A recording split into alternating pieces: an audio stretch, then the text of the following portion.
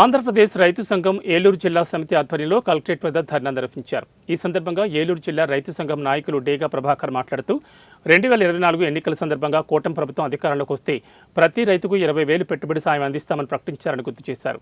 అలాగే గత ప్రభుత్వ విధానాల వల్ల రాష్ట్రంలో ప్రతి రైతు కుటుంబంపై సుమారు 2,45,000 రూపాయల రుణం ఉందని తెలిపారు.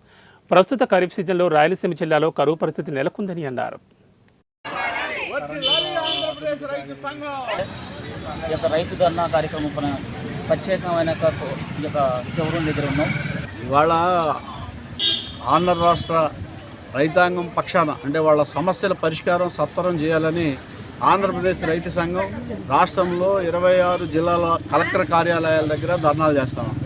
ఇందులో ప్రధానంగా మొన్న జరిగిన ఎన్నికల్లో కూటమి హామీ ఇచ్చింది రైతాంగాన్ని. ఏమని?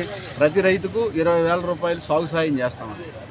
దాంతోపాటు ఇప్పటికే కేంద్ర ప్రభుత్వం 6,000 రూపాయలు రైతుకి ఇస్తామని. అంటే ప్రతి రైతుకి వాళ్ళు 26,000 రూపాయలు పడాలి. కానీ ఖరీఫ్ అయిపోయింది, రబీ సీజన్ స్టార్ట్ అవుతుంది ఇంకో 4 రోజులు 20 రోజుల్లో.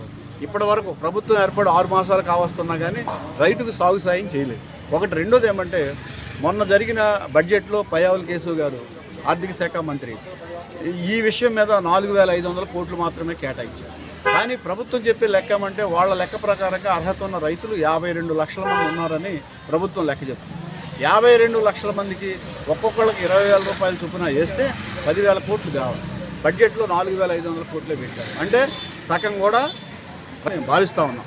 అట్లా కాకుండా రైతాంగానికి తక్షణం మీరన్న ప్రకారంగా సాగు సాయం చేయాలని చెప్పేసి ధర్నాలు చేస్తాం. అలాగే పోలవరం యొక్క ప్రాజెక్టు పైన ఈ యొక్క వివరణ పూర్తి. పోలవరం ప్రాజెక్టుకి సంబంధించి రాజశేఖర రెడ్డి గారు 45.72 మీటర్ల హైట్లో కట్టాలని చెప్పేసి 195 టీఎంసీల నీటిని నిలవబెడితే మంచిగా ఉంటుందని భావించి డిజైన్ చేశారు.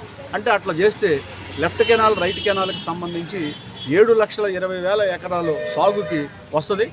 దట్టు 20 లక్షల ఎకరాల స్థిరీకరణకు కూడా సాధ్యం అవ్వదు. అట్లాగే మన చింతలపూడి ఎత్తిపోతల పథకం లాంటిది పెడితే దీనికి ఒక 3-3.5 లక్షల ఎకరాలు సాగునీరుకి ఉపయోగపడతాయి.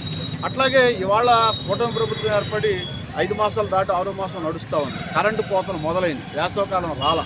ఇట్లాంటి సమస్య పరిష్కారం కావాలంటే పోలవరం ప్రాజెక్టుకి 960 మెగావాట్ల విద్యుత్ తయారు చేసే ప్లాంట్ ఉంది. దాన్ని కూడా నిర్మాణం చేస్తే ఆంధ్ర రాష్ట్రానికి కరెంటు కొరత తీరడానికి అవకాశం ఉంది.